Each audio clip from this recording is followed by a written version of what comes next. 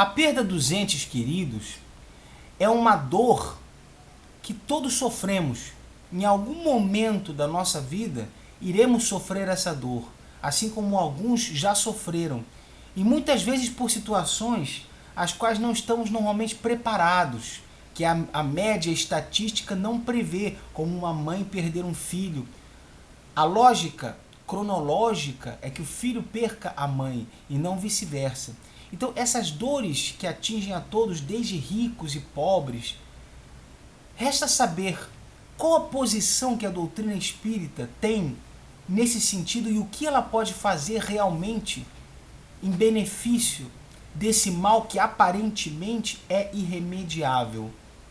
No Livro dos Espíritos, na parte que fala sobre a perda dos entes queridos, as entidades venerandas que respondem a Kardec dizem que a doutrina espírita trouxe a grande benesse, o grande bálsamo sobre as dores e as feridas da humanidade pela possibilidade controlada e científica da comunicação dos espíritos desencarnados conosco, que somos espíritos encarnados.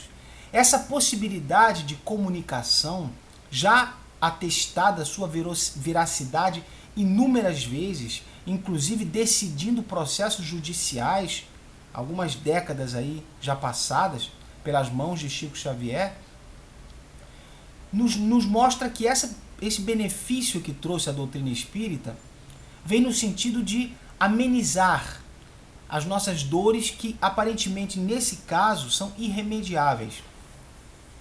Diz também o Livro dos Espíritos, no tocante à perda dos entes queridos, que nós devemos ter confiança em Deus e não devemos transformar essa perda numa dor desarrazoada, numa dor infinita, numa dor intérmina. Eis que é da natureza da vida que esses fenômenos de desencarnação e etc. ocorram.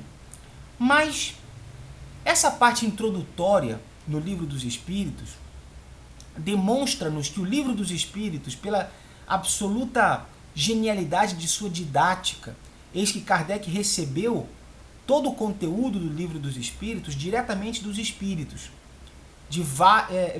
oriundos de comunicações de vários médiuns pelo mundo inteiro. Cerca de 1.100 médiuns foram consultados nas mesmas perguntas e deram respostas similares, cujas respostas foram organizadas. O Livro dos Espíritos, portanto, é dos Espíritos.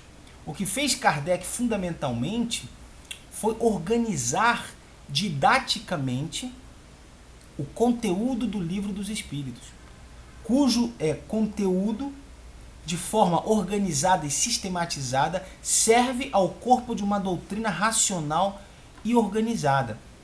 Por conta disso, no Livro dos Espíritos, a parte que vemos a respeito da perda dos entes queridos, é evidente que é uma parte central, introdutória, basilar, básica, cujos textos posteriores, que inclusive vieram das mãos de Chico Xavier, de Valdo Franco, Zilda Gama, Ivone do Amaral Pereira e outros médiuns, nos esclareceram mais a respeito desses fenômenos. A primeira coisa que temos que ter em mente, a título de raciocínio, é que nós somos oriundos de uma tradição religiosa, clerical, sectária, dogmática, de vários e vários séculos. Nós passamos por períodos negros na história, períodos de inquisição, períodos de torturas medievais, absolutamente inconcebíveis. Nós passamos épocas de trevas do conhecimento humano, que foi a época da Idade Média, época da escuridão do conhecimento das luzes. Então nós somos originários de uma concepção muito dolorosa, onde se inculcava e se fazia crer que a morte era um mergulho no desconhecido, era o abandono, era o desamparo, era a incerteza, era uma punição. Viu só? Fez tanto que depois morreu, como se a morte fosse por si uma punição. Então, para nós, a maior dor que sempre existiu foi um ente querido desencarnar e mergulhar numa dimensão e num patamar que nós desconhecemos. o reino da incerteza. A grande característica da doutrina espírita, filosófico e moral, foi matar a morte. A morte deixou de existir, passou a ser apenas um fenômeno de mudança fluídica, mudança vibratória, analisada e estudada da forma mais científica e mais correta possível. Então, como nós somos originários de uma tradição religiosa que nos colocava o medo da morte, a promessa do inferno, do purgatório ou do céu, cuja incerteza de critérios, a bem dizer, nos deixava numa posição muito de grande fragilidade. Afinal, não tínhamos certeza se iríamos para o céu, para o inferno, para o purgatório. Era um reino um pouco nebuloso de explicações, justamente porque se tratam de fantasias, de parábolas, de metáforas, que foram tomadas erroneamente ao pé da letra. Então, esse tempo todo, esses séculos, que nós somos oriundos dessa tradição de medo, uma das razões para esse medo que nos colocaram durante todo esse tempo é justamente o fato de que o domínio religioso em todos esses séculos vinha no sentido de dominar o cidadão para que o cidadão prestasse culto, contribuísse financeiramente, para que o cidadão ficasse, de certa maneira, preso àquela doutrina sectária, de forma que ele pudesse ser manipulado. É claro que algumas pessoas poderão pensar diferente, mas a grande verdade é que o medo da morte, que é nada mais que a desencarnação do corpo, o medo da morte é algo que trazemos de heranças culturais, ancestrais, antropológicas, antigas.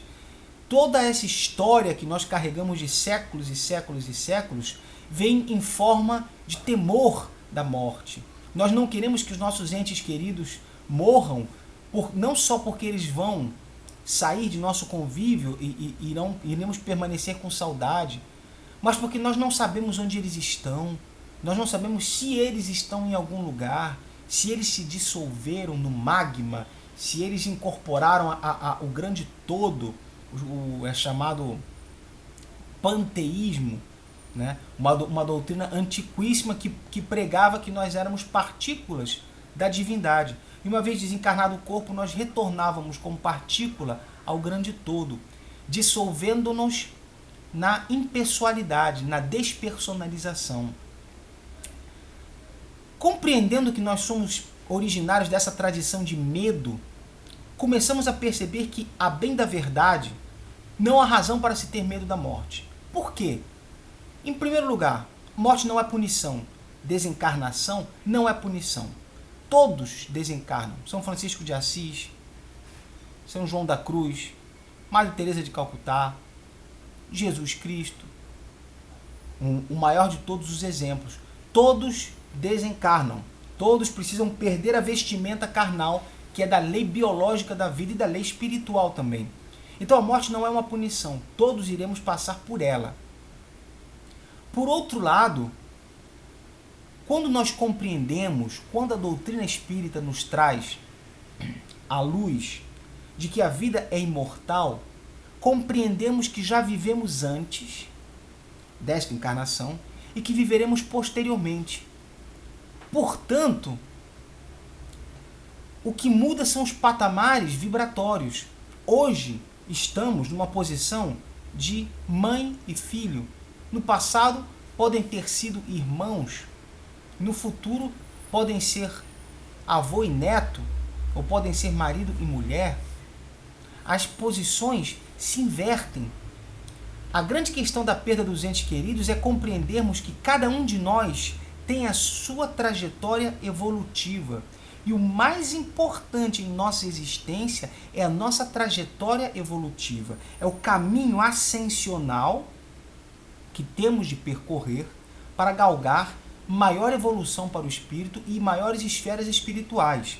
Não podemos ser egoístas de exigirmos que um ente familiar ou um ente querido permaneça ao nosso lado, mesmo que para isso ele esteja perdendo espaço em sua evolução. O importante para o espírito São os degraus que ele conquista de evolução espiritual, onde ele vai se depurando, vai se aprimorando, vai renascendo em situações melhores, dependendo da situação, até em planetas melhores, como grandes exemplos nos têm dado, a partir das psicografias de grandes espíritos já oriundos de outros planetas, como Eduard Bach, como Mozart, e como Rossini, e como tantos outros, Louis Pasteur, por exemplo, e tantos outros que temos esses exemplos. Então, muito mais importante do que o mero convívio nosso imediato com o ente querido é a evolução dele. Da mesma forma que uma mãe que tem um filho em tempo de faculdade e que pretende fazer uma faculdade no exterior para galgar degraus mais elevados, conquistar uma cultura mais avançada, cumprir o seu papel na Terra de forma mais desenvolvida, a mãe aceita de bom grado que o filho viaje e que se aprimore, porque é para o bem dele. É para o bem dele. Se é para o bem de um ente querido nosso, que ele siga a sua trajetória evolutiva. Esse ponto é muito importante, porque se nós confrontarmos de maneira racional o nosso amor pelos nossos entes queridos, pelas pessoas que são queridas, perceberemos que esse amor verdadeiro não seria capaz de prejudicá-los para a satisfação do nosso egoísmo. Se eu sei que para uma pessoa amada é melhor para ela um tratamento médico, é melhor para ela um tipo de curso ou faculdade, é melhor para ela uma viagem, é melhor para ela a desencarnação que fala a evoluir, não posso prender-me, em virtude do meu amor, não posso prender-me a um egoísmo que queira retê-la junto a mim. Pelo contrário, devo abençoá-la, agradecer pelos momentos em que estivemos juntos, abençoá-la e desejar sorte e sucesso em sua jornada evolutiva. Eis que o meu amor precisa ser maior que o meu egoísmo. Precisa ser maior. E quando nos tornamos lúcidos, e quando a doutrina espírita nos traz o ensinamento de que a vida continua em padrão evolutivo, degrau acima, cada vez mais os degraus vão se sucedendo acima, lentamente ou rapidamente, mas vão se sucedendo, temos que compreender que o nosso papel é de gratidão e de estímulo, e não de tristeza. Ah, mas teremos saudade. Mas sejamos coerentes com as luzes trazidas pela doutrina espírita. Temos saudade, mas, a bem da verdade, já convivemos com esse ente querido que nos deixou, já convivemos em existência anterior, vamos conviver numa existência próxima. Não sabemos quanto tempo nos espera encarnados aqui ainda, e portanto não sabemos quando iremos para o plano espiritual e quando poderemos confabular e conversar novamente com aquele ente querido. Além do fato da doutrina espírita nos facultar a possibilidade divina, maravilhosa, cristã, profundamente cristã, da mediunidade. A palavra médium é uma palavra interessantíssima. Médium é meio em latim. O médium é aquele que serve de meio para algum tipo de manifestação externa a ele. O compositor que se inspira e escreve de forma convulsiva, compulsiva, ele está sendo, em parte, médium também. Aquele que tem uma ótima ideia e essa ideia causa um grande benefício à sua volta, ele é um médium também. Aquele médico que olha para o seu paciente e, conversando com o seu paciente, pressente a sua doença e faz os exames apenas confirmatórios, mas no fundo de si já sabe qual é a doença do paciente, ele é também médium. Eis que ele está recebendo de forma intuitiva as informações oriundas de uma inteligência diferente da dele. Essa intuição é muito simples para que o leigo compreenda. O espírito, estando desmaterializado, estando invisível, ele se situa num padrão vibratório semelhante ao nosso. Por isso ele está perto de nós. Ele tem afinidade vibratória. Então ele, ao nosso lado, ele conversa. Ele expõe as ideias dele. E nós recebemos em forma de intuição, porque não ouvimos com os ouvidos do corpo. Não registramos com o cérebro do corpo. E sim com o material espiritual, com o perispírito, com os órgãos do perispírito, que não são materiais e nem carnais. Por isso a intuição nos fica em patamar profundo, em patamar intuitivo, que não sabemos registrar na ciência tradicional, mas que existe. Portanto, se sabemos, retornando ao tema, se sabemos que a evolução será sempre constante, sabemos que o futuro é uma construção que nos cabe estimular. Nos cabe estimular. Sabemos que já estivemos no passado com aquele ente querido, sabemos que no futuro iremos nos reunir com ele. Então não há razão para tristeza. Não há razão lógica para esta sensação de abandono e de depressão. Alguns poderão dizer que é fácil falar, que essas coisas não são percebidas pela razão, e sim pela emoção. Mas eu chamo mais uma vez a atenção para que nós nos despojemos, nos desvencilhemos, nos livremos, abandonemos essa carga de tradição, essa carga cultural de séculos e séculos que nos instituíram o medo da morte, o medo do inferno e do purgatório, o pavor das coisas desconhecidas. Porque agora disse, há cerca de 1,5 século ou mais atrás, a doutrina espírita vem como uma bênção, como uma luz, como o Consolador prometido por Jesus, que disse que iria nos enviar o Consolador, o Espírito de verdade, o Paracleto, que estaria conosco. O Espiritismo vem com essa função, vem com a função de reler de forma moderna e de forma autêntica e pura o ensinamento cristão, e vem nos trazer a noção da imortalidade da alma, a possibilidade perfeita da comunicabilidade dos espíritos, em absoluta consonância com toda a essência do material bíblico. Não falo das traduções deturpadas e naquilo que a má fé humana transformou ao longo de 20 séculos. Falo da essência, porque quando tínhamos a lei mosaica que proibia a comunicação com os mortos, o tema do qual falarei em outro vídeo, o próprio Jesus desmentiu essa lei quando conversou no Monte Tabor com Moisés e com Elias. Ninguém que tenha um pingo de bom senso dentro do cérebro, ninguém irá dizer que Jesus fez uma coisa que condenou em nós. Ele conversou com os mortos, ele conversou com Elias e com Moisés no Monte Tabor. Ele não poderia fazer uma coisa que condenasse nos outros. Ah, mas faça o que eu digo, mas não faça o que eu faço. O Cristo não era imperfeito como nós. Então, essa questão prova que a comunicabilidade séria e instrutiva com o plano espiritual é recomendada, diferente da comunicação feita na época de Moisés, com grande promiscuidade e de forma vazia.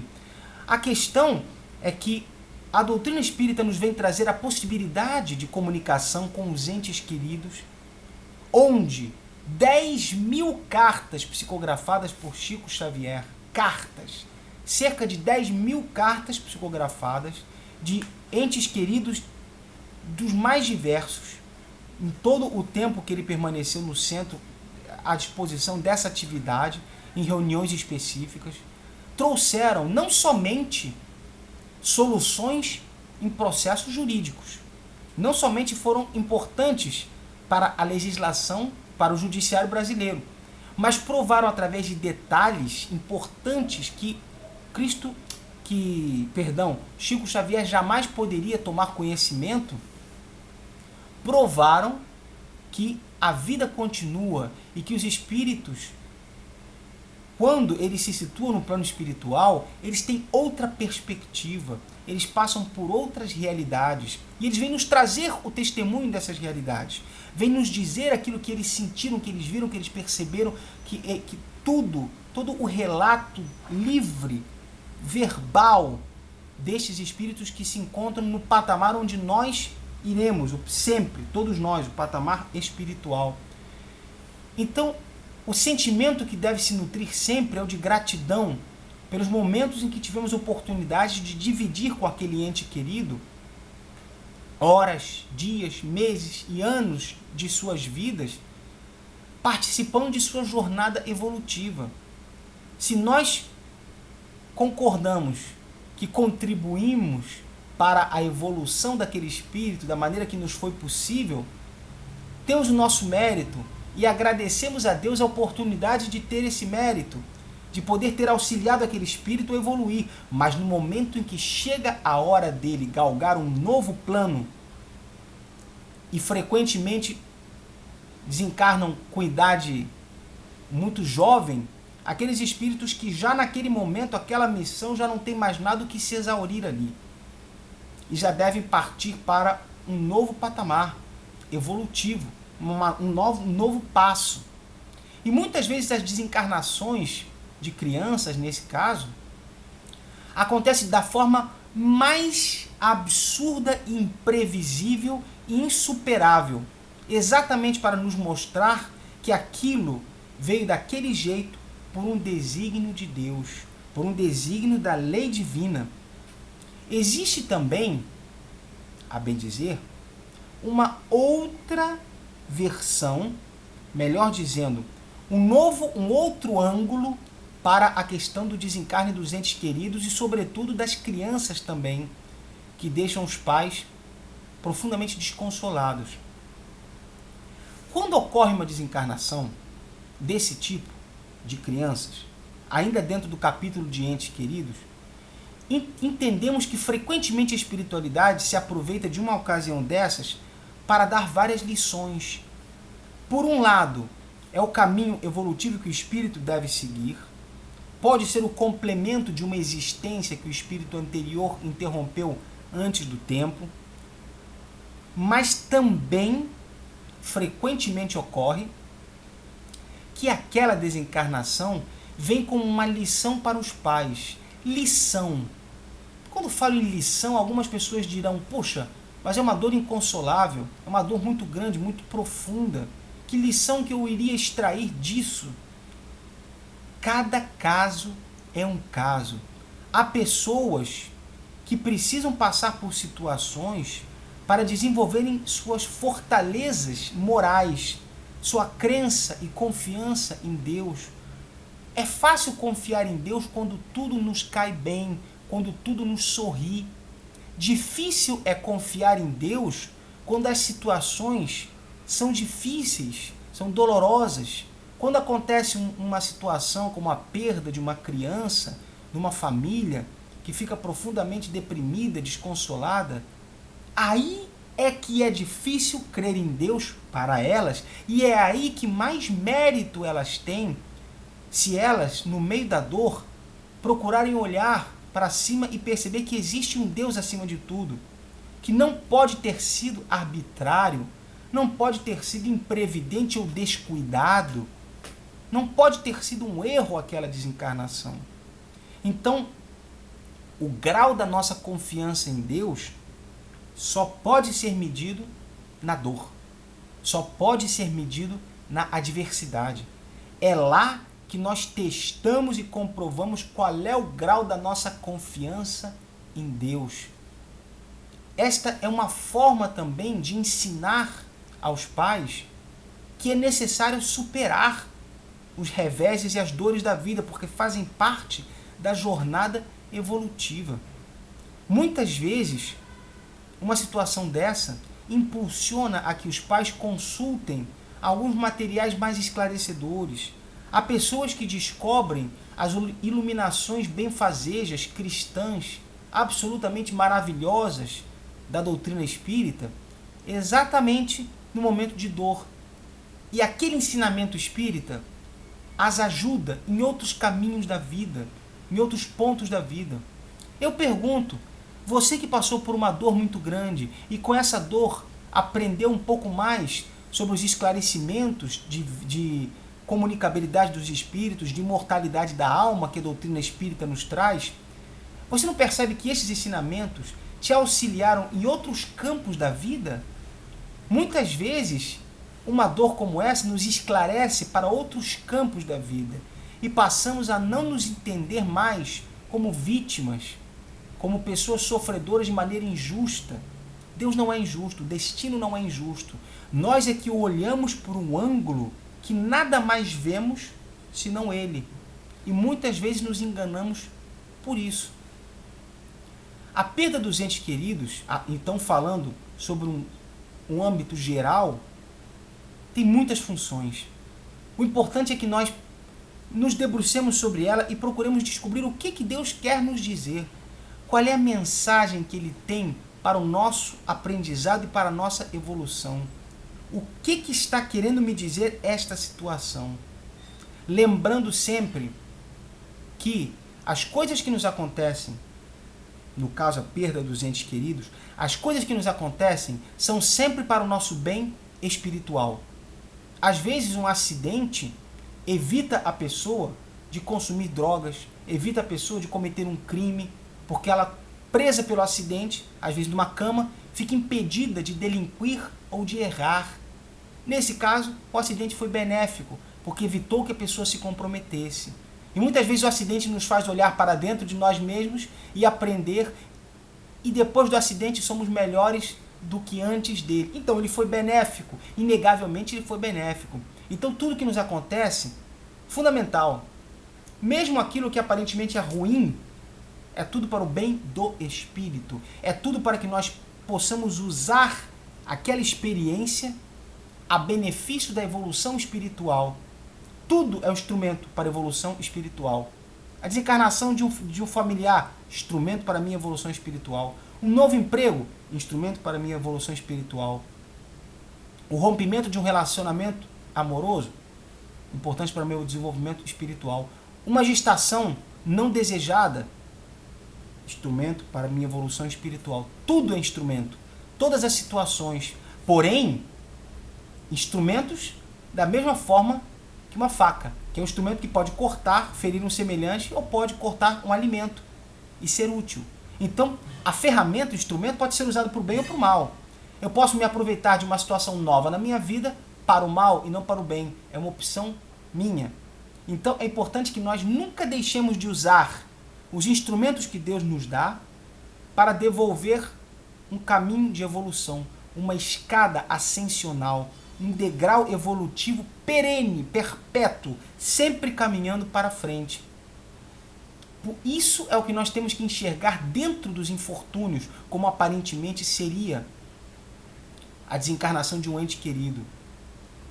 Salvo nos casos de suicídio e nos casos onde o espírito realmente se compromete muito, nós podemos ter a tranquilidade de que eles são imediatamente, plenamente atendidos. Não existe um mergulho no reino do desconhecido. Não existe a desencarnação que o espírito se localizará no nada. Isso não existe. O nada é um nome que as pessoas dão para aquilo que elas não conhecem ou não podem apreender com seus instrumentos e sua tecnologia atual. Recentemente, numa palestra do emérito Divaldo Franco, foi nos revelado que atualmente a ciência consegue quebrar o átomo em cerca de 200 partículas. Há décadas atrás, o átomo era indivisível, era a menor porção de matéria conhecida.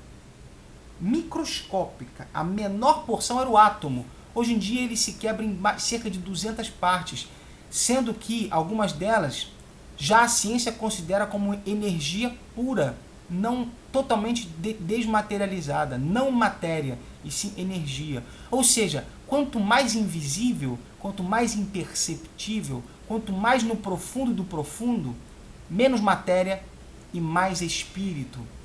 E é por isso que quando nós olhamos para um ente querido que desencarnou, temos que concentrar o nosso coração, nossa visão, naquilo que ele representa como espírito e não como matéria. Nós olhamos para aquela matéria que foi para o sepulcro, nós olhamos para aquela matéria que se deteriorou, estamos vendo cabelos, rosto, estamos vendo matéria, mas olhemos para o espírito, visualizemos a posição do espírito, a posição evoluída, sobretudo naqueles entes queridos nossos que nos deixam com uma trajetória de vida meritória, com uma trajetória de vida boa, útil para o espírito. É um sinal de gratidão. Olhemos então para o espírito e não para o corpo, porque o corpo vai se deteriorar e nós entraremos ou ocuparemos uma nova vestimenta carnal lá na frente, uma nova outra encarnação lá na frente, onde estaremos muito provavelmente com os entes queridos que hoje estamos perdendo. Amanhã retornarão em outras posições e serão os mesmos. É o que muitas vezes acontece. Então, não há razão para que nós acolhamos dentro de nós dor desmedida, dor profunda, dor sem remédio, e sim esperança. Esperança que cumpriremos os nossos desígnios convenientemente e estaremos juntos por muitos séculos ainda, e que agora é apenas um pequeno período. Essa noção intuitiva, essa percepção que se agiganta naquele homem que pensa, que sente, que tem fé e que sabe que a providência divina só faz para o nosso bem espiritual, nunca para o nosso prejuízo espiritual. Até mesmo as situações de dor e de controvérsia são para nos testar a resignação e a compreensão de que o Criador está acima de tudo.